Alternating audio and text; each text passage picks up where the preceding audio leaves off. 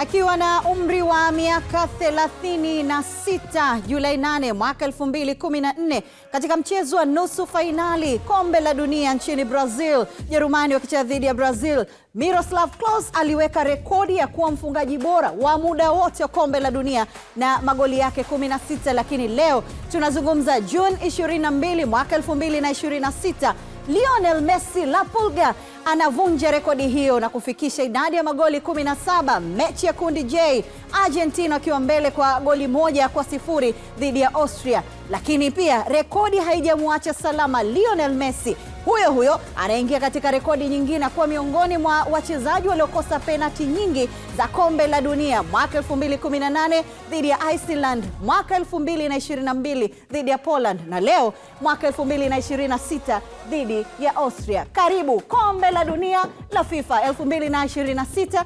Studioni hapa wachambuzi James Samuel, Edo Kumwembe pamoja na Tumaini Steven Jr. Karibu.